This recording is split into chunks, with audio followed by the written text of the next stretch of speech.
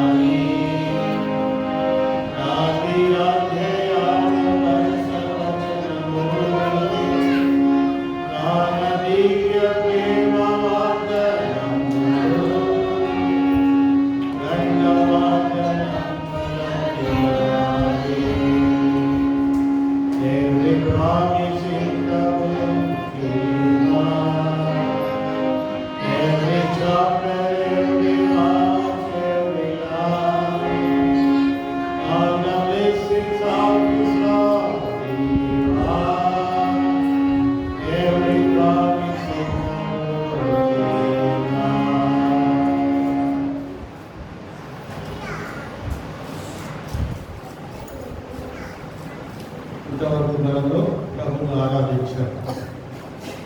మన ఆరాధన క్రమంలో ఇలా దయచేస్తున్నా నేర్చుకున్నాం. ఇంకా నేర్చుకోవాల్సిన చాలా ఉన్నాయి. కొత్తగా వస్తున్నారు, మనందరూ కూడా తెలుసుకోవాలి. మన ఆరాధన క్రమం అనేది ఎలా ఉంటుంది, మన ఆరాధన క్రమం అనేది ఎలా ఉంటుంది అనేది మనం తెలుసుకోవాలి. తరచుగా మనం పాట పాడారు, మరి ఆరాధన వచ్చిన పాట పాడారు, ఆరాధన చేశారు కదా. ఆరాధన చేశామంటే దేవుడు మనకు చేసిన మేలు బట్టి, దేవుడు మన యొక్క చూపిన వాత్సల్యాన్ని బట్టి ఆయనకు మనము కృతజ్ఞత చెల్లించుదా. అది ఆరాధన. దేవుడు మన యొక్క చేసినటువంటి వాత్సల్యం బట్టి దేవుడికి మనము కృతజ్ఞత చెల్లించాలి. ఆ వాత్సల్యత, ఆ ప్రేమ మనం అనుభవించి ఉంటే మనం చేసే ఆరాధన యథార్థంగా ఉంటుంది. మనం ఎటువంటిది అనుభవించకుండా, ఆయన ప్రేమని మనం తెలుసుకోకుండా చేసేటువంటి ఆరాధన అది ఆయనకు ఇష్టమైంది. ఎంతటి వాత్సల్యత చూపించాడు. ఆయన వాత్సల్యత ఎలా వచ్చింది, దగ్గరగా వచ్చింది, ఆ వాత్సల్యత ఎలా వచ్చింది, ఆ భజన గౌరవముగా మన ఎడలా వచ్చింది. అందుకే నాశనానికి అప్పగించలేదు. ఆ వాత్సల్యత మనం ఏం చేసింది, మన పాపలని క్షమించింది, మన పాపలకు పరిహారం కలిగించింది. అనేక పర్యాలు మనం తిరుగుబాటు చేస్తున్నా, ఎదిరిస్తా ఉన్నా, ఆయనకు విరోధమైన కార్యాలు చేస్తున్నప్పటికీ కూడా ఆయన కోపిస్తూనే వాత్సల్యత సృష్టించాడు. కోపడతాడు మనం పొరపాటు చేస్తే, మనం తప్పిదం చేస్తే పొరపాడతాడు. ఆయన కోపం వస్తుంది. అంతే కదా, మన పిల్లలు కోపడితే ఏం చేస్తాం? మన పిల్లలు తప్పు చేస్తే వాళ్ళ ఎడగా కోపడతారు. అట్లాగే మనం కూడా కొన్నిసార్లు పొరపాటు చేసినప్పుడు ఆయన ఒక సైడ్ ఏం చేస్తున్నాడు, కోపం చూపుతున్నాడు, ఒక సైడ్ ఏం చేస్తున్నాడు, వాత్సల్యత చూపుతూనే ఉన్నాడు. తన ఉగ్రత అంతా కూడా అణుచుకుంటూ వచ్చాడు. ఆయన ఉగ్రత అంతా కూడా అణుచుకుంటూ వచ్చాడు. కనుక ఈ మాత్రం మనం ప్రేమించినప్పుడు మనం కూడా ఆయనకు ఆయనకు ఇష్టమైనటువంటి వారుగా జీవించాలి, ప్రేమైనటువంటి వారుగా జీవించాలి. ఆయన కోరింది మనం ఇవ్వాలి. ఏదైతే ఆయన మనకు కోరాడో, ఎలా జీవించాలని ఆయన కోరాడో, ఆయన కోరింది మనము ఇచ్చుదా, మనకు అర్పించుదా అనేది ఆరాధన. అలాగే బల్లములు, మన ఎదుట ఏముంది? బల్ల. ఆ బల్ల మీద ఏమున్నాయి? ఆ బల్ల మీద ఏమున్నాయి? ఆ ప్రభు యొక్క శరీరానికి సాదృశ్యమైన రొట్టె ఉంది. అక్కడ ఆయన రక్తములకు సాదృశ్యమైన రసం ఉంది. ఆ బల్ల మీద ఏమున్నాయి? రొట్టె ఉంది, ద్రాక్ష రసం. ఆ రొట్టె ఏం చూపిస్తుంది అంటే ఆయన శరీరాన్ని చూపిస్తుంది. ఆ రసం ఏం చూపిస్తుందంటే ఆయన యొక్క రక్తాన్ని చూపిస్తుంది. ఆ శరీరము మన కొరకై విరగొట్టబడింది, నలగొట్టబడింది. ఆయన రక్తము మన కొరకై చిందించబడింది. ఎందుకు కొరకై చిందించబడింది? మన పాపములన్నిటికీ పరిహారం కలిగించే ఆయన రక్తము చిందించాడు. ఆయన శరీరంలో మన పాపములన్నీ భరించి మన పాప శిక్ష యావత్తు ఆయన భరించాడు. మన శిక్ష యావత్తు భరించాడు. అందుకే ఆయన ఏం ఆజ్ఞాపించాడంటే దీనిని మీరు చేయండి.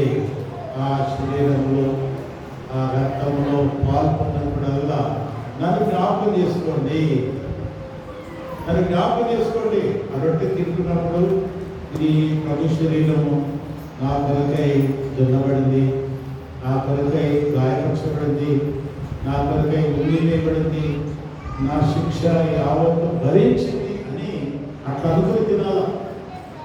పూర్తి తినకూడదు, రొట్టెలు తినకూడదు. రొట్టెలు తింటే ఏం ప్రయోజనము లేదు.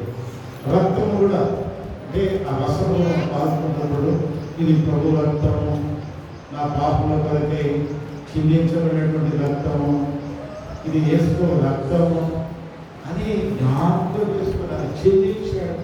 దారుణంగా రక్తం అంతా కాల్చబడింది. నల్లడకాల వరకు ప్రభు రక్తాన్ని చిందించాడు. ఎందుకోసం? నా కోసం, నా పాపం కొరకే అని చెప్పి ప్రభువును జ్ఞాపకం చేసుకొని ఆ రసము తాగాలి. ఎవరు తాగాలో అందరూ కూడా చేయకూడదు. ఎవరంటే వాళ్ళు పరిశుద్ధులుగా చేయబడిన వాళ్ళే, ప్రభు రక్తంలో కడగబడిన వాళ్ళే ఆ బాలలో పాల్గొంటారు. అందరూ పాల్గొనడానికి లేదు. నీ పాపాలు క్షమించబడాయా? పాపాలు క్షమించబడలేదా? పాపాలు క్షమించబడకపోతే అందులో పాల్లేదు. నా పాపాలు దేవుడు క్షమించాడు అని, నా పాపం కొరకే ఆయన శిలువలో రక్తం చెల్లించాడు. ఆ రక్తాన్ని ఆశ్రయించి ఉంటే నీకు అందులో పాలు ఉంది. ఆ రక్తం చేత కడగబడి ఉంటే అందులో నీకు పాలు ఉంది. ఈ పాపం ఒప్పుకోకుండా అట్లాగే ఉంటే అందులో నీకు పాలు లేదు. పరిశుద్ధులు రాచేటువంటి వారే అందులో పాలు. తర్వాత రెండవదిగా మనం చూస్తే ఈ మనం చేసిన పొరపాటు. ఎన్ని గంటలకు మనకు ఆరాధన? ఏమా చెప్పలే? ఎన్ని గంటలకు చెప్తున్నా చెప్పండి. ఇప్పుడు 10 గంటలకు. ఎన్ని గంటలకు? 10 గంటలకు. అందరూ పలకండి, కాదు. ఎన్ని గంటలకు? 10 గంటలకు ఆరాధన ప్రారంభించబడుతుంది. మనం ఎన్ని గంటలకు రావాలా?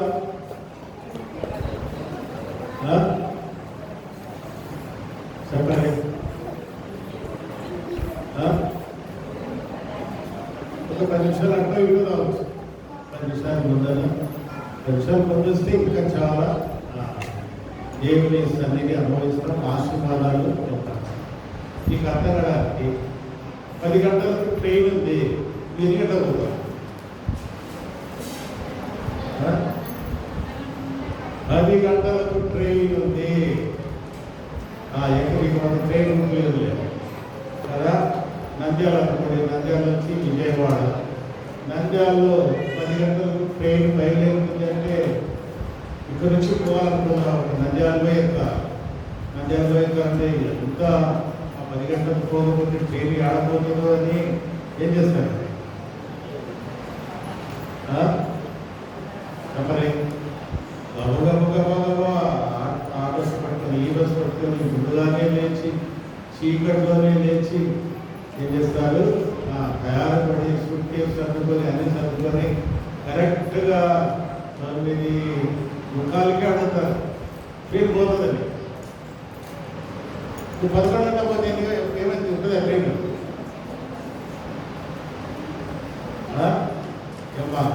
సరే దూరం నుండి వచ్చి వాళ్ళంటే సరే అనుకోవచ్చు. ఎందుకు వాళ్ళు దూరం నుంచి వస్తారు? దగ్గర ఉన్నటువంటి మీరు కూడా ఎన్ని గంటలకు ఎన్ని గంటలకు వస్తున్నారు? 11 గంటలకు వస్తున్నారు. 10 గంటల కంటే 10 గంటలకు ట్రైన్ వెళ్ళిపోతుంది. ట్రైన్ వెళ్ళిపోయినాక నువ్వు వచ్చిన ఏమన్నారు? అంతగా తలుపు వేయబడేను. తలిపేసినాక వస్తే ఏం లేదు. ఏమో అర్థమైందా? నేను ఎక్కడి నుంచి మాట్లాడుతుంటే ఏమీ లేదు. నేను చెప్తా ఉంటే మీరు మాట్లాడుకుంటారంటే ఏం లేదు. బాగా వినాలి. దయచేసి దేవుడు సన్నిధికి వచ్చామంటే ఒక్క మాటన మనం వినాలి, దాన్ని తీసుకుపోవాలి. మళ్ళీ ఈరోజు ఏం చెప్పాడు అంకుల్, ఏం చెప్పాడు, ఈరోజు వాక్యం ఏమిటి, ఈ వాక్యాన్ని నీవు బాగా వినాలా. ఇంటికి పోయిన తర్వాత దాన్ని నెమ్మదిగా. పశువు ఏం చేస్తుంది? ఏమ్మా మీకు పశువులు ఉన్నాయా లేవా? ఏమ్మా కొంతమందికి ఉంటాయి పశువులు. ఆ పశువు ఏం చేస్తుంది? పొలంలోకి పోయి బాగా ఏం చేస్తుంది? బాగా కట్టి తింటారు. దానికి మళ్ళీ నెమ్మదేసుకోవడానికి సమయం ఉండదు. గప్ప గప్ప గప్ప గప్ప తినేది ఇంటికి వస్తుంది. ఇంటికి వచ్చి బాగా పండుకొని తాను తిన్న గడ్డంతటిని మళ్ళీ బయటికి తెచ్చుకొని బాగా ముక్కలుగా నమిలి మింగేస్తుంది. ఎప్పుడు ముక్కలుగా నమిలి మింగుతుందో అప్పుడే బలం. గబ తినేదనుకో, గబ తిన్న తర్వాత అది లోపల జీర్ణం కాకపోతే గ్లోట్ వస్తుంది. గ్లోట్ అంటే కడుపులో వస్తుంది. కొన్నిసార్లు చచ్చిపోతుంది. కనుక పశువులు ఏం చేస్తాయి? గబగబా ఏం చేస్తాయి? ఆ మీద తింటాయి, ఇంటికి పోతాయి. బాగా ఏం చేసి నెమ్మదిస్తుంది, బాగా శక్తి వస్తుంది, బాగా పాలు వస్తాయి. ఏం చేస్తుంది? తన యజమాని ఏం చేస్తుంది? సంతోషపరుస్తుంది. మన కూడా దేవుని వాక్యాన్ని ఇలా మళ్ళీ రావు ఈ మాటలు. ఒక కాలం వస్తుంది ఈ విధంగా మీకు వాక్యం చెప్పేవాళ్ళు దొరకరు. ఇంత సమయం కూడా దొరకదు. మనమందరం ఇక్కడ కూడుకొని దేవుడి వాక్యం వినే అంతటి సమయం మనకు వస్తుందో రాదు. కనుక మనకు సమయం ఉన్నప్పుడే దేవుడి వాక్యాన్ని మనం ఏం చేయాలా? బాగా వినాలా. బాగా విని మనం ఏం చేయాలా? దాన్ని ధ్యానించాలా. ధ్యానిస్తే నీ హృదయంలో మాటలు ఉంచుకుంటే నీకు బలం వస్తుంది, నీకు శక్తి వస్తుంది. ఈ బలంతో ఏం చేస్తావు? లోకంలో ఉండే సహజాలను జయిస్తావు, నీ ఇంట్లో జయిస్తావు. నీకెంతో నెమ్మది, శాంతి, సమాధానం అనేది కలుగుతుంది. కనుక రేపు వారం నుంచి నీళ్ళకి వస్తాం. చెప్పండి. దగ్గర ఉన్న వాళ్ళు, సరే దూరం ఉన్న వాళ్ళ సంగతి వదిలిపెట్టండి. వాళ్ళకు ఆట దొరకాల ఎన్ని కష్టం. రేపు వారం వస్తారా? తర్వాత రేపు వారం మనకు ఒక వర్తమానికుడు వస్తున్నాడు ఆస్ట్రేలియా నుంచి. ఒక వర్తమానం రాత్రి 7 గంటలకు మీటింగ్ ఉంటుంది ఆస్ట్రేలియా నుండి. మరి ప్రత్యేక మన బంధువు మాట్లాడితే మా అల్లుడు ఆయన వస్తున్నాడు. కనుక మనకు మంచి వాక్యం ఉంటుంది. వేస్తున్నాం రాత్రి. మీరు కూడా రండి. అందరికీ కూడా దేవుని వాక్యాన్ని అంటే వేసుకోవాలి. 7 గంటలకు దేవుని వాక్యం కూడా. కానీ 2 విషయాలు మనం జ్ఞాపకం చేసుకుంటాం. ఏ విషయాలు? ప్రభు శరీరాన్ని జ్ఞాపకం చేసుకున్నాం, ప్రభు రక్తాన్ని జ్ఞాపకం చేసుకున్నాం. దేవుని మందిరం వచ్చే విషయంలో కూడా మనం ఏం చేసుకోవాలా? అదే దేవుని మందిరం. కలెక్టర్ ఉన్నాడంటే ఏం చేస్తారు?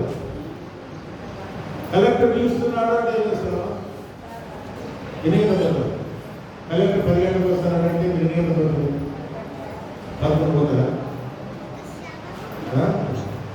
దగ్గర ఉండాలి.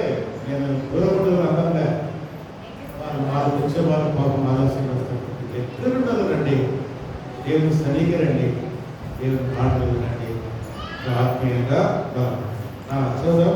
రోమిలకు రాసిన పత్రిక.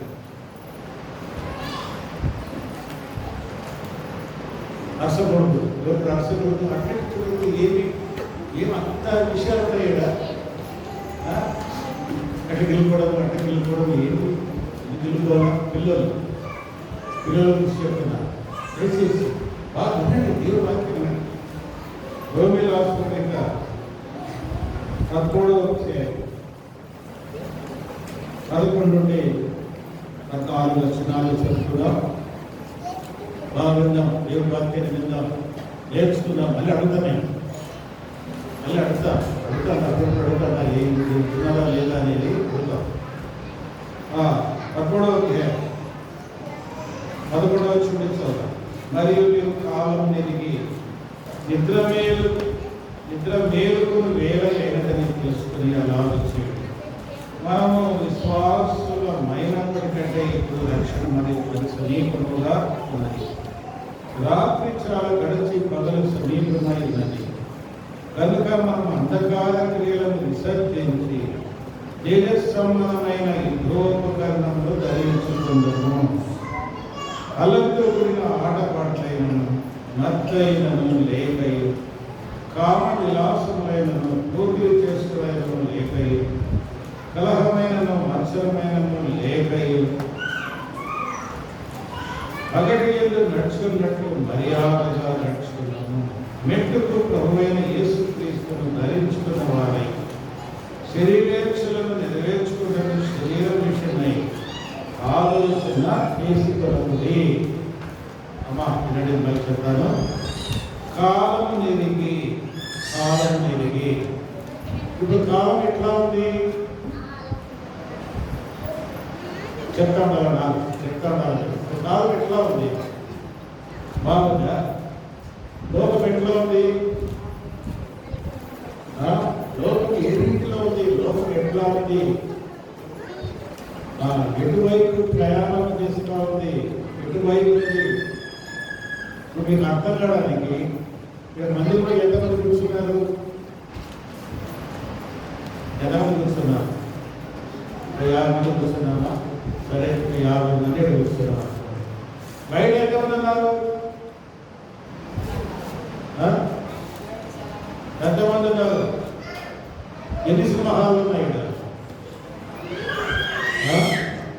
ఎన్ని సినిమా హాళ్ళు ఉన్నాయి? ఆ సినిమా హాల్లో నిండా ఉంటారు. సినిమా హాల్లో ఎక్కడున్నారు? నిండా ఉంటారు. మందిరంలో దాన్ని బట్టి అర్థం చేసుకోవాలి. కాలం ఎదుగుతుంది. కాలం అంతా ఎట్లా ఉంది? ఎట్లా ప్రయాణం చేస్తూ ఉంది? నాశన మార్గంలో వెళ్తా ఉంది. జ్ఞాపకం చేసుకోవాలి. లోకాన్ని చూస్తే, లోకాన్ని తేలిచుడు, లోకాన్ని బాగా తేలి చూస్తే మనుషులందరూ ఎటువైపు వెళ్తున్నారు? ఏ మార్గంలో వెళ్తున్నారు?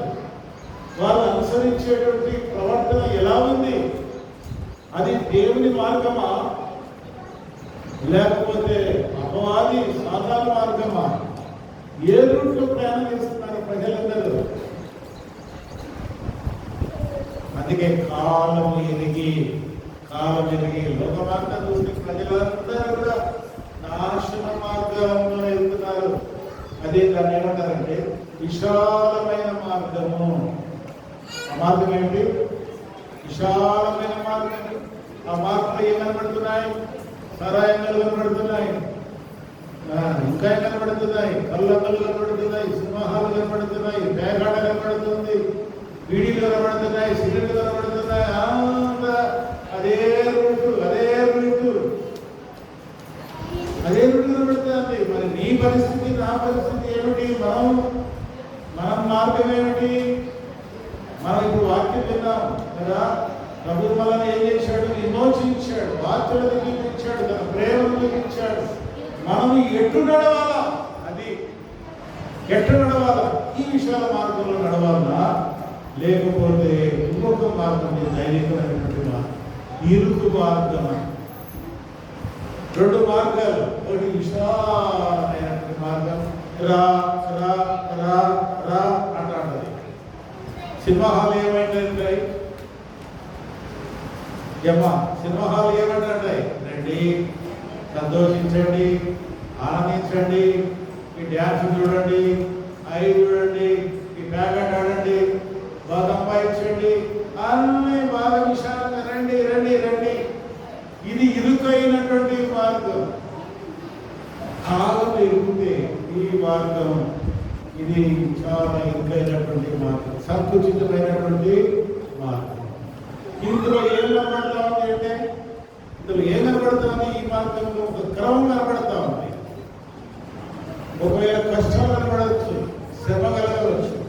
అయితే కష్టం కనబడినా శ్రమ కలగకుండా ఈ మార్గం ఎక్కడ తీసుకుపోతుందంటే నిత్య జీవానికి తీసుకుపోతుంది ఇరుకు మార్గము. అయితే ఈ విశాల మార్గం ఎక్కడ పోతుంది? నాశనానికి తీసుకుపోతుంది. కనుక కాలం ఎరిగి మధ్యలో నిలబడుతున్నారు అనుకోండి, మధ్యలో నిలబడుతున్నా. ఇది విశాల మార్గం ఉంది, ఇది ఏముంది?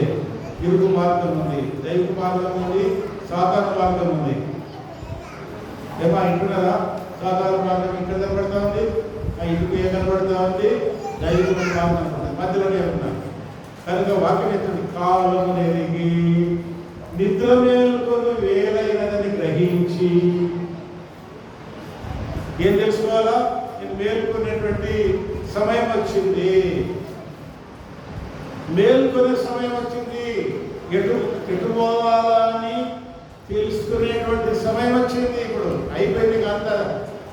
ఈ లోకం చూస్తే ఈ లోకం దాని ఆశలు గతించడానికి ఎలా ఉన్నాయి? సిద్ధంగా ఉన్నాయి. లోకము గతించడానికి సిద్ధంగా ఉంది, లోకం నాశపడడానికి సిద్ధంగా ఉంది. కాలం ఎరిగి నిద్ర మేల్కొని అంటే జాగ్రత్త పడి మనం ఇలా నడుచుకోవాలా. ఎలా నడుచుకోవాలా? రక్షణ మనకు సమీపముగా ఉన్నది. రక్షణ మనకు సమీపంగా అంటే విడుదల దినము సమీపంగా ఉంది. మనం విడిపించబడేటువంటి దినము సమీపంగా ఉంది. మన ప్రయాసకు ప్రతిఫలము పొందేటువంటి సమయము సమీపముగా ఉంది. రక్షణ దినము సమీపముగా ఉన్నది. కనుక మనం ఏం చేయాలంటే అంధకార క్రియలను విసర్జించి దేయ సంబంధమైనటువంటి యుద్ధోపకరణములను ధరించుకుందాము. అంధకార సంబంధమైనటువంటి క్రియలను విసర్జించి, నేను చెప్పాను కదా, అంధకార సంబంధించిన క్రియలు ఇటు చూస్తే ఆ విశాలమైనటువంటి మార్గంలో ఏ కనబడుతున్నాయి? అల్లరితో కూడిన ఆటపాట కనబడుతున్నాయి, మత్తు కనబడుతూ ఉంది, కామ విలాసులు కనబడుతున్నాయి, పోకిరి చేసులు కనబడుతున్నాయి, కలహం కనబడుతూ ఉంది, మత్సరం కనబడుతూ ఉంది. ఇవన్నీ కూడా కనబడుతున్నాయి. ఇదంతా కూడా అంధకార సంబంధమైనటువంటి క్రియలు. వాటిని విడిచిపెట్టి వాటిని విసర్జించి తేజ సంబంధమైన ప్రకాశించేటువంటి సంబంధమైన యుద్ధోపకరణములు ధరించుకుందాము. యుద్ధోపకరణాలను ధరించుకోవాలి.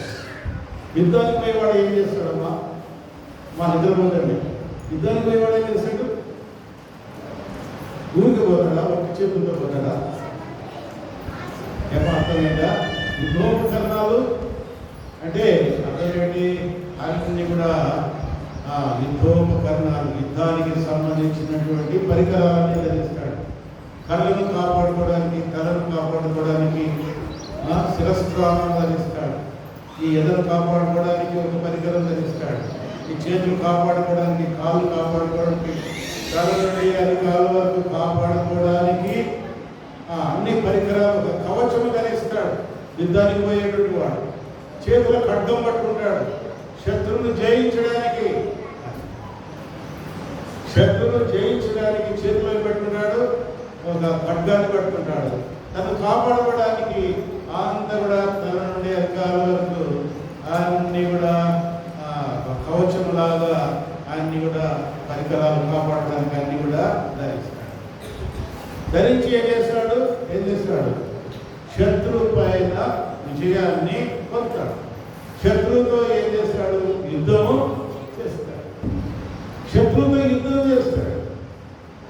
మనం శత్రువుతో యుద్ధం చేయాలి. నీకు శత్రువు ఉన్నాడా లేదా? చెప్పలే. శత్రువు లేదా? శత్రువు అంటే ఎవరు? మనుషులు కాదు. నేను శత్రువులు కాదు. శత్రువులు అంటే ఎవరు? లోకమే నీకు శత్రువు. నీ శరీరమే నీకు శత్రువు. నీ శరీరం నీకు శత్రువు. ఎట్లా అంటావు? లోపల ఆత్మ ఏం చేస్తుంది? అమ్మా ఇది తినకూడదు అంట. ఇది తినకూడదు అంటే నీ శరీరం అంటుంది నాకు బాగుంది అంటే నీకు దైవికమైనటువంటి నియమానికి వ్యతిరేకంగా శరీరం పోరాడుతుంది. నీలో ఆత్మ ఉన్నాడు, దేవుని ఆత్మ. అంతరంగ పురుషుడు అంటాడు. అంతరంగ పురుషుడు లోపల ఉండి నేను ఏం చేస్తాడు? చక్కగా నడిపిస్తా ఉంటాడు. అని మార్గాలు నడిపిస్తా ఉంటాడు. అయితే ఈ శత్రువు ఈ శరీరం ఏం చేస్తుందంటే నీకు వ్యతిరేకంగా తీసుకుంటాడు. ఈ పని చేయాలంటే ఆ పని చేయొద్దు అంటారు. ఈ పని చేయాలంటే అది వద్దులేడు. కోప్పడద్దు అంటే ఏం చేస్తుంది? కోప్పడతారు. అసూయ చెందద్దు అంటే అసూయ చెంద. వ్యతిరేకత చూడండి, శరీరానికి దానికి వ్యతిరేకత ఉంది. గలతీయులకు రాసిన పత్రిక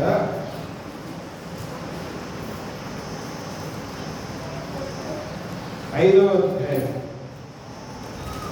17వ వచనం. శరీరము ఆత్మకును, ఆత్మ శరీరమునకును విరోధముగా అపేక్షించును.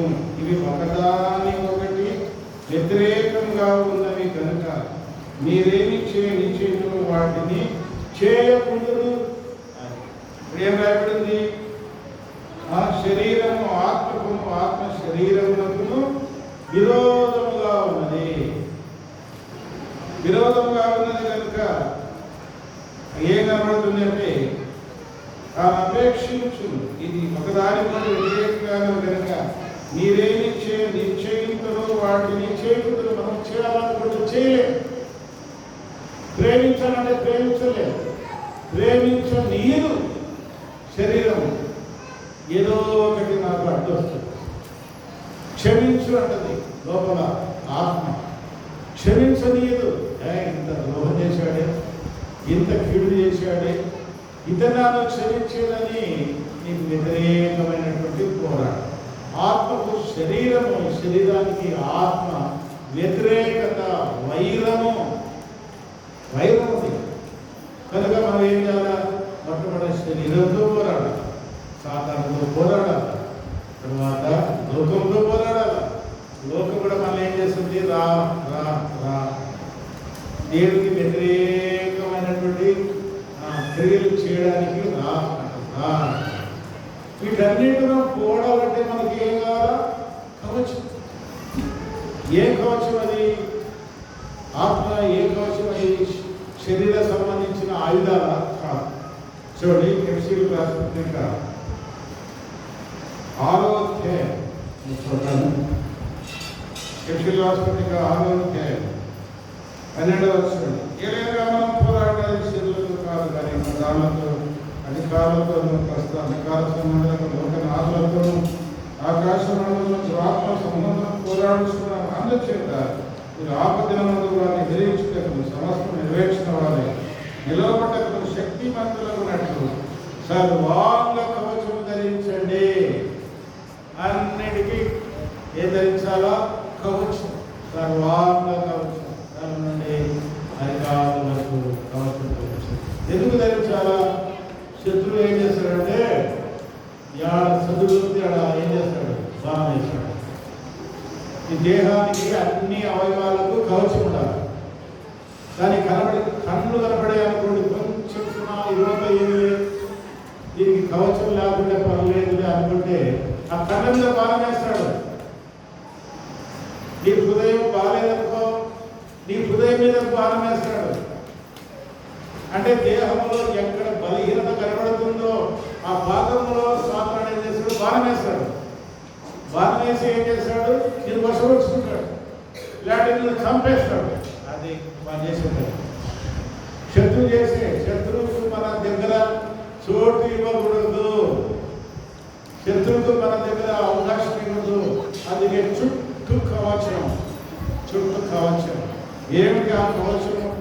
ఆత్మీయ కవచం ఏమిటంటే, నడుములకు సత్యమును గట్టి కట్టుకొనుడి, నీతిని మైమరుతుడి, పాదములకు సమాధాన సువార్తలైన సిద్ధ మనస్సును జోడుకుని నిలబడి, ఇవన్నీ కాక విశ్వాసము డాలు కట్టుకుని, దానితో మీరు దృష్టిని అగ్నిపానములన్నింటినీ ఆర్పడకు శక్తిమంతులు, మరియు రక్షణయను శిరస్త్రానము దేవుని వాక్యమును ఆత్మ ఖడ్గము ధరించుకొనుడి. నడుమునకు సత్యమును గట్టి కట్టుకోవాలా, నీతిని మైమరుదుకోవాలా, పాదములకు సమాధాన సువార్తలైన సిద్ధ మనస్సు ధరించాలా, విశ్వాసమని డాలు పట్టుకోవాలా, రక్షణయను శిరస్త్రానం ధరించాలా, దేవుని వాక్యమును ఆత్మ ఖడ్గాన్ని ధరించాలా. ఇవన్నీ కూడా మనం ఏం చేయాలా? ధరించాలి. విశ్వాసంతో మనము సాధన జయించాలి, సత్యముతో సాధన జయించాలి. లేకపోతే ఏం జరుగుతుంది? వాటి పోరాడి కనుక అనేక అవసరమైన క్రియలను విసర్జించి తేజస్ సంబంధమైనటువంటి యుద్ధోపకరణాలు ధరించు. సంబంధమైన యుద్ధోపకరణాలు మనం ధరించాలి. తర్వాత లాస్ట్గా అనేక 14 వ్యక్తికి ప్రభువైన యేసుక్రీస్తును ధరించుకున్న వారై శరీరేచ్ఛలను నెరవేర్చుకునే శరీరేచ్ఛని ఆలోచన చేసుకోవాలి. కానీ ఒక ఆలోచన, శరీరాన్ని సంతోషపరచాలా లేకపోతే ఆత్మను సంతోషపరచాలా? శరీర ఆశలు నెరవేర్చుకోవాలని మీరు ఈ లోపల జీవించదు. ఇప్పుడు అయిపోయింది, కాలం అయిపోయింది, కాలం పరిస్థితి అయిపోయింది.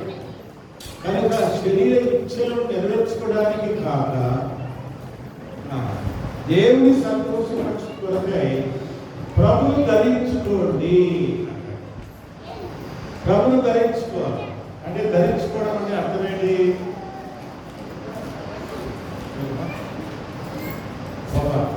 కూర్చోవాలి ఇద్దరు కదా, దాని అక్కడ అమ్మాయి లేక లేకోండి అక్కడ. కనుక ప్రభును సంతోషపరచాలి. కనుక ఏం చేయాలి? ప్రభును మనము ధరించాలి. ప్రభును మనం ధరించాలి. ప్రభును ధరించడం అంటే, ఇప్పుడు నేను ఈ వస్త్రం వేస్తున్నా, ఈ తెల్లటి వస్త్రం వేస్తున్నా, ఈ వస్త్రమే కనబడుతుంది, నా దేహం కనబడుతుందా? ఏమో అర్థమవుతుందా? ఈ వస్త్రం వేస్తున్న తెల్ల గుడ్డలు వేస్తున్నా, ఈ తెల్ల పుస్తలే కనబడుతుంది, కానీ లోపల నా దేహము కనబడడం లేదు. అట్లాగే ప్రభువును మనం ధరిస్తే ప్రభువే కనబడాలా, మనం కనబడకూడదు. క్రీస్తుకు కలిగిన మనస్సు మీరు కలిగి ఉండి అంటాడు. క్రీస్తుకు కలిగిన మనస్సు మీరు కలిగి ఉండండి. ఆయన మనస్సు ఎటువంటిది? క్షమించే మనస్సు, ప్రేమించేటువంటి మనస్సు, ఓర్చుకునేటువంటి మనస్సు, జాలిపడేటువంటి మనస్సు, దయ చూపించేటువంటి మనస్సు. అవన్నీ కూడా మంచి లక్షణాలు. అవన్నీ ధరించుకో. అవి ధరించుకుంటే అవి కనబడతాయి, కానీ అవి ధరించుకోకపోతే మన దేహం కనబడదు. మన దేహం కనబడదు. మన దేహంలో ఏముంది? అంత శరీర స్వభావం. కనుక నెట్టుకు చివరికి మీరు ఏం చేయాలా? ప్రభును ధరించుకోండి. శరీర ఆశలను నెరవేర్చుకోవాలని తలచుకోండి. శరీర ఆశలను తలచుకోవాలని కాలం అయిపోయింది, దగ్గరకు వచ్చింది, సమీపం అయిపోయింది. కనుక ఇక నేను ఏం చేయాలా? వాటి డబ్బు సంపాదించి మెడలు కట్టాలనుకో, వారి నిధులు కట్టాలని అనుకోవద్దు. ఇంకా అక్కడ పోవాలా, ఇక్కడ పోవాలా, బాగా శరీరాన్ని సంతోషపరచాలని అనుకోవద్దు. అయిపోయింది. ఈ మన్యము చుట్టూ తిరిగిన కాలం ఇక కాదు. ఈ లోకం చుట్టూ తిరిగిన కాలం ఇక చాలు. వదిలిపెట్టు, ఫుల్ స్టాప్ పెట్టు. ఇక నుంచి నూతనంగా ప్రభును ధరించి మరి కాలము నెరిగి దేవుడు వేలైనది గ్రహించి తేజస్సంబంధమైన యుద్ధోపకరణాలు ధరించి పగటిలో నడుచుకున్నట్లుగా మర్యాదగా నడుచుకో. మనం ఎలా నడుచుకోవాలి? మర్యాదగా నడుచుకోవాలి, క్రమంగా నడుచుకోవాలి. ఎవరికి దుఃఖకరంగా, ఎవరికి కష్టకరంగా మనం జీవించకూడదు. మర్యాదగా నడుచుకోవాలి. అట్లా మర్యాదగా నడిచిన వాళ్ళకే వల్ల అందరికీ రాదు. ఎక్కడంటే అక్కడ జీవించి అల్లరితో కూడా ఆటపాటలు అంటే నువ్వు ఆడే ఆటలు అల్లరితో కూడా, నువ్వు పాడే పాటతో కూడా అల్లరితో కూడా, అల్లరితో కూడా ఆట పాట అంటే పాట అంటే ఏంటమ్మా? పాటలు పాడుతున్నాను కదా, పాటలు మనం ఎట్ట పాడాము పాటలు? పాటల్లో ఏమన్నారా? పాటలు పాడేటప్పుడు అల్లరితో కూడా కొందరు ఏం చేస్తారు, నేను చూసి ఆశ్చర్యపోతాను, నాకే సిగ్గు చేస్తాను. డ్యాన్స్ వేసే పాట పాడతారు, దేవుని పాటలే. డ్యాన్స్ వేసుకుంటే దేవుని పాట పాడతారు, పడవచ్చుగా. ఆట ఉంది, ఆట అంటే ఏమాట? చాలా ఆటలు ఉన్నాయి, నేను టీవీలో చూస్తాను. ఆట ఏమాట? క్రికెటే కదా చాలా మంది క్రికెటే కదా. క్రికెట్లో ఏముంది? మన కూర్చున్న వాళ్ళందరూ ఎక్కడ ఉంది? మీరు ఇందా చూస్తున్నారు, తెలుసులే. క్రికెట్ ఏముంటుంది? క్యాకులు అంతా ఎరుకుంటారు, జనసమూహం అంతా ఎరుడు అల్లరి. అక్కడ ఏముంటుంది కనుక ఆట పాటలు ఏం చేసినా, ఒక పాట పాడినా దేవునికి మహిమ కనుక, ఒక ఆట ఆడినా దేవునికి మహిమ. దాంట్లో అల్లరి ఉండకూడదు, దాన్ని విసర్జించు. అల్లరిపోయిన ఆట పాటలు, కామ విలాసములు, పోకిరి చేష్టలు, అయిపోయి చీకుడుగా విశ్వాసం, పోకిరి చేష్టలు, తర్వాత కలహము, మత్సరము, ఇవన్నీ లేక వాటన్నిటిని విసర్జించి పగటిలో నడుచుకున్నట్లుగా మనము మర్యాదగా నడుచుకున్నాము.